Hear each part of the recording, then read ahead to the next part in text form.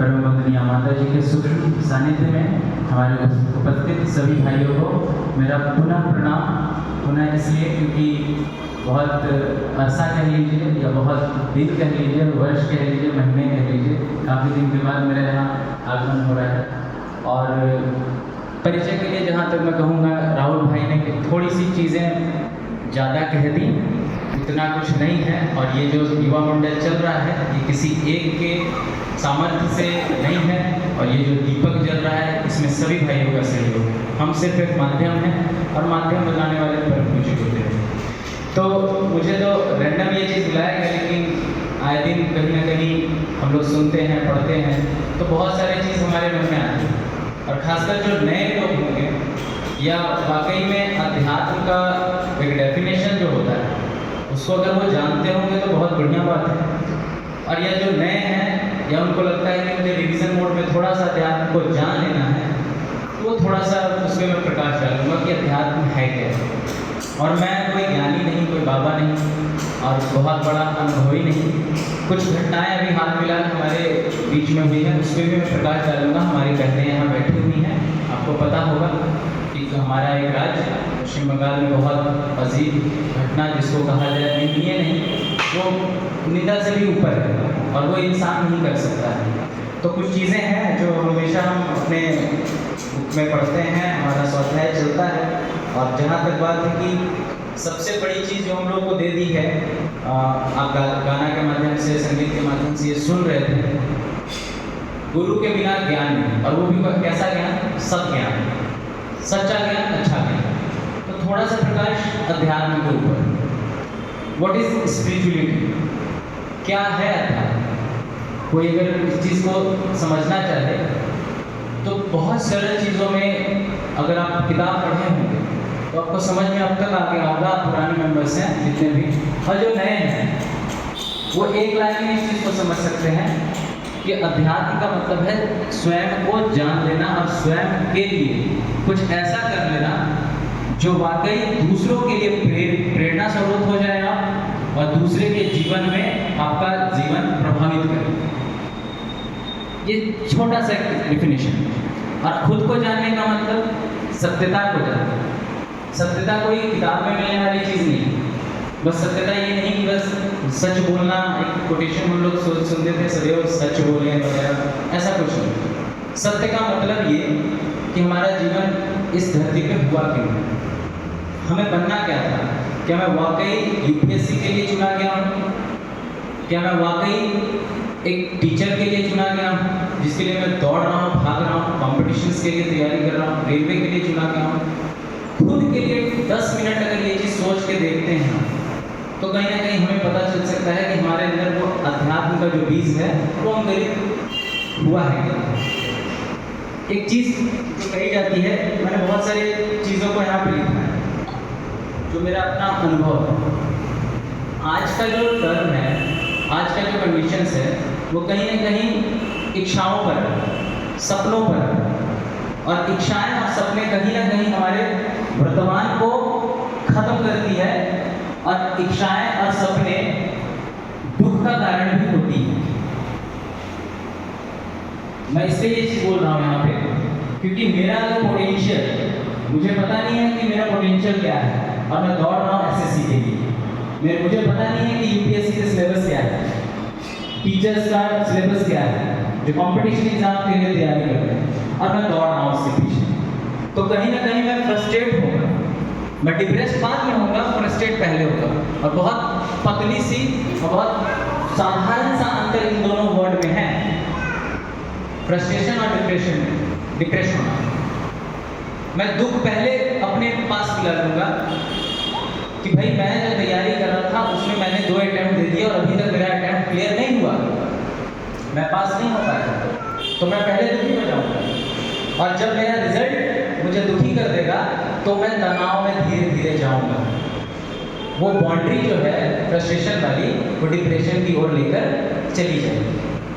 और मैं आप सबको यहाँ साधुवाद दूंगा और कम से कम एक बार अपने लिए जोरदार ताली बजा लीजिए कि आप यहाँ उपस्थित हैं।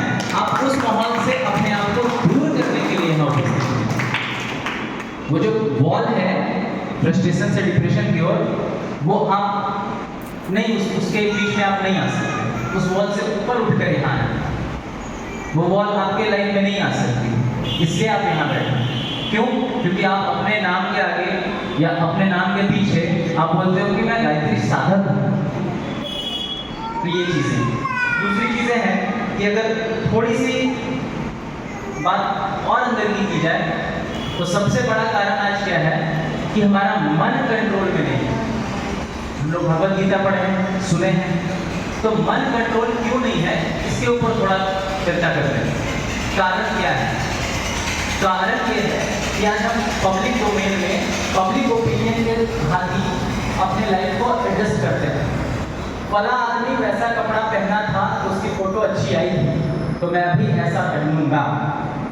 मैं पब्लिक के लिए फला आदमी का बेटा एसएससी रेलवे कर लिया, सिविल सर्वेंट बन गया, उसके पापा ने उसको बहुत अच्छा वो बोला, मोहल्ले में बहुत नाम है, उसके वजह से मतलब कि पब्लिक ओपिनियन के वजह से हम अपनी लाइफ को ट्रैक पे देना चाहते हैं। ये सबसे बड़ा कारण है, हमारा मन जो इधर उधर भाग रहा है, हम खुद के लिए नहीं सोच रहे, हम दूसरों के ओपिनियन से, यानी पब्लिक ओपिनियन। और इसका सबसे बड़ा माध्यम जो है, मीडियम है, वो है आपका सोशल मीडिया।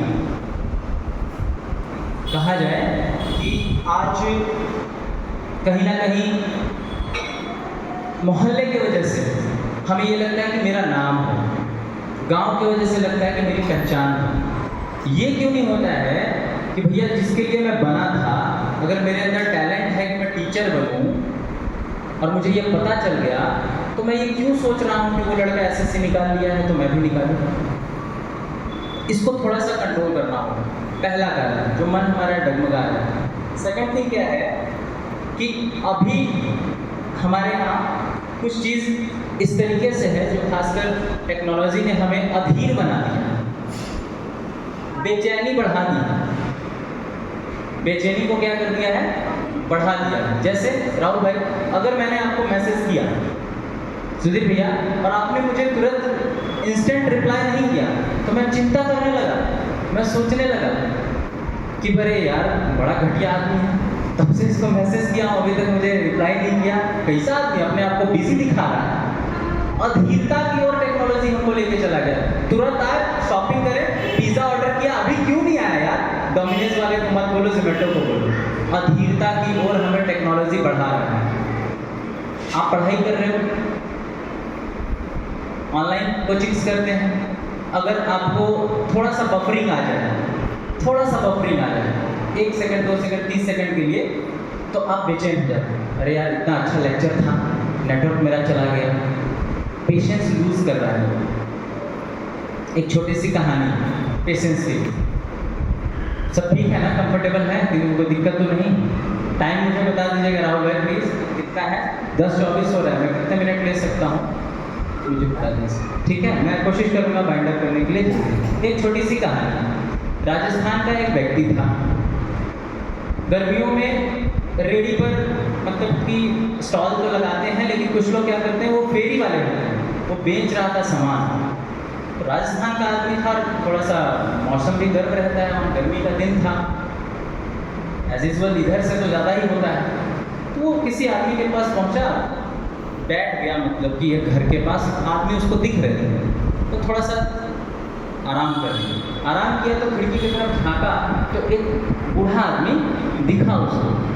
तो मन में उसके पेशेंस कहाँ लूज होता है, तो मन में उसके हुआ कि यार देखो, तब से वो देख रहा है इतना मैं गर्मी में हूँ, पूछ भी नहीं रहा है कि पानी पी लो वगैरह, सभ्यता ही खत्म हो गई है, मतलब पहले से ही प्रिडिक्शंस कर रहा है अपने बारे में, गलत। फिर बूढ़े आदमी ने पूछ लिया, भैया तब से बैठे हुए हो, प्यास लगी होगी, पानी ले आऊँ क्या? बोला हाँ, तो मेरे मन की बात बोल दिया यार, मैं बेकार नहीं सोच रहा था कि बूढ़ा पूछट है, नहीं पूछ रहा है। फिर क्या होता है कि 5 मिनट के बाद 10 मिनट बीत जाते हैं। बोलता गजब का आदमी है यार, बोला कि प्यासे हो, पानी लेकर आ रहा हूँ और आया नहीं। यहाँ के लोग ठीक नहीं हैं, इस मोहल्ले के, ठीक है? पेशेंस लूज हुआ, धीरे खटखट सीढ़ी से उतरा, आवाज़ आई, गेट खुलने की आवाज़ आई, पानी लेके आ गया। बोला अरे यार मैं तो बेकार ही सोच रहा था, तो ये पानी लेके आ गया। तो बोला बाबूजी आपको दिक्कत हो रही होगी चलने में। तो बोला नहीं बेटा, मैंने सोचा पानी पिला रहा हूँ तो साथ में क्यों ना इसमें जलजीरा पिला दूँ, थोड़ा सा नमक चीनी वगैरह जो भी है, शरबत पिला दूँ। बोला अरे यार मैं तो बड़ा बेकार आदमी हूँ, इसने पानी की जगह मुझे शरबत पिलाया। बात को समझ रहे हैं? यानी कि पहले से हम ये जो अधीरता पाल रखे हैं उसको समझ में आया कि मैं ठंडा पानी मांग रहा था, लेकिन इस व्यक्ति ने मुझे क्या पिलाया? शरबत पिलाया। तो ये जो अधीरता है हम अपने मन में पाल रहे हैं, पेशेंस लूज कर रहे हैं, और ये कहीं ना कहीं हमारा आज का समाज और वातावरण हमें ये चीज़ दे रहा है, फ्री में दे रहा है। हम बेचैन हो जाते हैं हर चीज़ के लिए। अभी सिंपल सी एक चीज़ मैं बता रहा हूँ, TRE 3 का एग्ज़ाम हुआ है, BPSC का। सारे लोग ताना देते हैं आयोग को, जो भी कारण हो, कि अतुल प्रसाद थे तो 9 बजे रात में ही आंसर शीट दे देते थे, आंसर की। ये आयोग बेकार है, खराब है, ऐसा है। कल परसों सुना कि ओमा शीट डाउनलोड करने के लिए ऑप्शन दे दिया। ठीक है, तो कहीं ना कहीं सारे चीज़ एक दूसरे तंत्र पे हैं और हमें ये अधीरता नहीं होनी चाहिए। अपने अंदर भी वो देखें कि पेशेंस हमारे अंदर है कि नहीं। दूसरी चीज़ कि काफ़ी ज़्यादा टाइम नहीं मिला है और जितना लिमिटेशन है उसी में मैं सोचूंगा इस चीज़ को। पहली चीज़ें हैं कि प्रॉब्लम्स सबको पता है, लेकिन सॉल्यूशंस पे जाते हैं, निष्कर्ष पे आना चाहिए कि करें क्या, कहाँ से निदान मिलेगा हमें, कैसे हमारा समस्या का समाधान हो। तो इस चीज़ को अपने माइंड में आप नोट कर सकते हैं, समझ सकते हैं, इस पर कीजिएगा, क्योंकि ये ऐसी व्यक्तित्व विकास की प्रयोगशाला है जो मैं आपको बता रहा हूँ कि मैं अपने स्कूलिंग टाइम में बहुत मुश्किल से स्टेज पे जाकर कुछ कहा करता था। उसके बाद कॉलेज में हुआ, बहुत जगह मिला। तो ये वो मंच है जिसने अंगड़ को सुघड़ बनाया है। तो इसका देन है कि आप इस जगह पे जहाँ बैठे हैं ये साधारण जगह नहीं है। तो प्लीज़ कोशिश कीजिएगा कि इस चीज़ को थोड़ा सा, एक बड़े भाई होने के नाते जो मेरा अनुभव रहा है और मैं जो कह रहा हूँ उस चीज़ को थोड़ा सा समझिएगा इस चीज़ को। पहली चीज़ कि 10 मिनट अपने लिए आप हमेशा निकालिए, चाहे वो मेडिटेशन कीजिए, क्योंकि मेडिटेशन जैसे ही कीजिएगा ना आपके पास सॉल्यूशंस के ढेर लग जाएंगे, बल्क में सॉल्यूशंस मिलेगा। मैं आपको एक लाइव एग्जांपल्स देता हूँ। मैं अपना अभी स्कूलिंग मतलब अपना रन कर रहा हूँ, स्कूल चला रहा हूँ। जब मैं नाद योग करके बैठता हूँ 10 मिनट, तो मुझे सॉल्यूशंस दिखते हैं कि मेरे ये टीम्स में कमी है और ये यहाँ पर मेंबर्स में दिक्कतें आ रही हैं और इस क्लास को मैं ऐसे डिप्यूट करके ऐसे सॉर्ट आउट कर सकता हूँ। और ये लगातार लगता है कि 7वां 8वां साल है कि हम स्कूल में कर रहे हैं। इससे पहले भी आपके बीच में आए होंगे रंजन मिश्रा भाई साहब, उनके स्कूल में भी हम लोग ऐसे करते थे इसी तरीके से। सेकेंड चीज़ क्या है कि सोचने में और सपने देखने में अपना ऊर्जा को ख़त्म ना करें, बहुत ज़्यादा इच्छा ना पालें, वर्तमान को सीधा और सरल बनाने का उपाय ढूंढें कि मैं वर्तमान में क्या क्या कर सकता हूँ।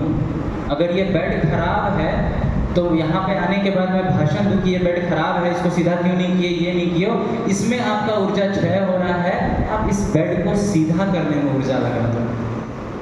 यहाँ पे एक छोटा सा चीज़ था, ये फ्लैप यहाँ पे निकला हुआ था, किसी भाई ने इसको चिपका दिया। तो ये टिकट इतनी से अच्छी है कि ये कब चिपकेगा, कौन चिपकाएगा, चिपका दीजिए, वहाँ पे ऊर्जा आपकी क्षय नहीं होगी। और सीधी सी एक बात इस दीपक के माध्यम से, जिसका खंड ना हो, जिसका लोकेश भाई खंड ना हो वही तो अखंड है। जब आप टुकड़े में हो ही गए, बट ही गए, इच्छाओं के माध्यम से, सपनों के माध्यम से अपने वर्तमान को टुकड़ों में तोड़ दिए, तो फिर आपका तो खंड हो गया जीवन। जो विभक्त ना हो वही तो भक्त है। भक्ति आपने की क्या, किसकी? जीवन देवता की, प्रकृति देवी का किया, गुरु जी का किया, गायत्री मंत्र का किया, किसका किया? जो विभक्त हो जाए वो भक्त कैसा? जिनके टुकड़े हो जाए, जो अपना एनर्जी बांट दे रहा है, तोड़ दे रहा है अलग अलग, वो भक्त कैसा? जो विभक्त हो रहा है, बट रहा है। तो पहले तो हम ऐसे हो जाए। तीसरी चीज कि अभी जितना ज़्यादा हो सके, जितना ज़्यादा हो सके सोशल मीडिया का जो एक सिंपल सा जो आज का थॉट जो निकल के आया था, सुबह सुबह मैंने उसको पोस्ट भी किया था, गुरुजी के साहित्य में ही है और ब्रह्म वर्चस्व का एक साहित्य है, युवा चेतना प्रशिक्षण का एक किताब है, मार्गदर्शिका है, उसमें आया था जो कोलकाता का जो ये ट्रेजेडी हुआ, बहुत दुखद, एकदम मर्मम जिसको कहते हैं, निर्दयी घटना है। आप बताइए कि सोशल मीडिया पे आपको कितने ऐसे वीडियो हैं जो गलत लाइन के तरफ, गलत ट्रैक के तरफ आपको इन्फ्लुएंस करते हैं। अगर कर रहे हैं तो प्लीज़ उनसे अभी और आज उसको दूर होने का उपाय ढूंढिए। कोशिश कीजिए कि वैसे ऐप्स को आप हटा दें, वैसे चैनल्स को आप अनसब्सक्राइब कर दें। कोशिश करें कि नहीं, उन सब चीज़ों से हम दूर रहेंगे। ये उपाय है आज का।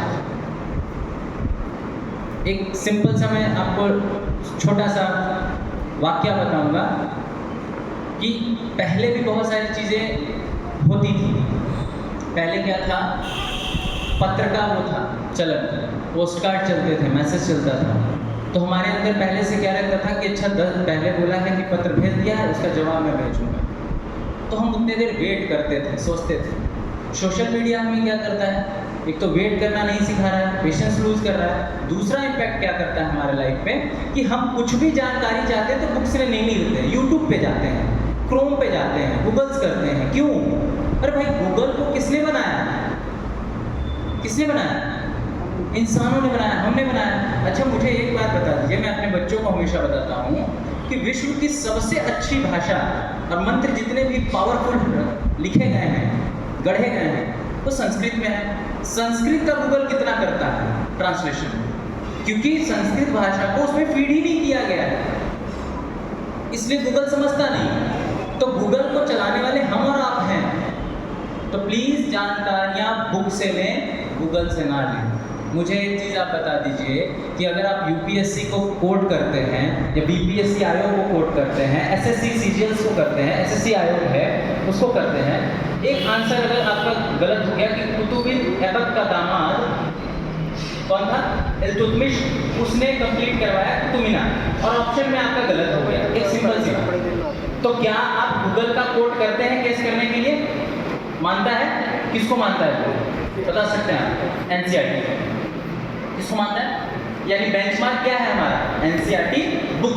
तो आपकी जीवन की अगर मैनुअल कहा जाए, तो अगर आपको अपना जीवन चलाना है राजेश भैया, अंकित बाबू, तो आपके जीवन का मैनुअल का एक बुक है, मैनुअल जिसको कहा जाए, वो भगवत गीता है।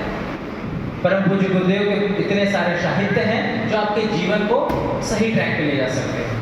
और जितने भाई, मैं आपको बता दूं, पिछले बार मुझे पता चला कि रंजन भाई आए थे, महामंत्र गायत्री मंत्र के बारे में बताए थे। जो भाई भी अगर इम्पैक्ट अपने लाइफ में देखना चाहते हैं, मैं बता दे रहा हूँ सच्चे मन से, हमारे पास इस बार औकात नहीं था, जिसको मैं शब्द बोल रहा हूँ, औकात नहीं था कि हम लोग अर्श से फर्श तक पहुँच जाए। जब रंजन भाई साहब के साथ हम लोग स्कूल स्टार्ट किए थे तो 40,000 उनके हाथ में पैकेट में पैसा था, 40,000 ओनली। और आज वहाँ पे 700-800 बच्चे पढ़ रहे हैं। ये बताइए कहाँ से हो गया? उन्होंने अपने वर्तमान को सुधारा, गायत्री को सिद्ध किया। और आज हमारा 2019, उसके बाद एक ट्रेजेडी आई कोरोना, और आज सेकेंड स्कूल जब हम लोगों ने स्टार्ट किया तो आज वहाँ पर गाड़ी भी है, प्लस रोड का ढलैया भी हो गया, कंप्लीट हो रहा है। बच्चे भी लगभग 8 गांव से आ रहे हैं, 14 गांव का पंचायत है, 8 गांव को हम टारगेट कर रहे हैं उस ग्रामीण क्षेत्र में। कैसे हो रहा है? ये सब एक ही चीज़ से है, इसका केंद्र धुरी है साधना। जो कर रहा है उसको इम्पैक्ट दिखेगा, उसकी लाइफ सुघड़ हो रही होगी, सरल हो रहा होगा, एक ट्रैक पे चल रहा होगा, द्वंद्व में नहीं जी रहा होगा। ये उसको खुद पता चलेगा। मेरे पास प्रूफ के लिए बुक्स भी हैं कि गायत्री साधक जो होते हैं, जो गायत्री उपासक होते हैं, बहुत अच्छे लोग हैं यहाँ पर। जितने लोग भी हैं वो एक लाइन कहते हैं, सुधीर भैया बड़े हैं, वरिष्ठ हैं, सब कहते हैं गायत्री जब मन तब कर लो, इतना गुरु जी ने कहा है।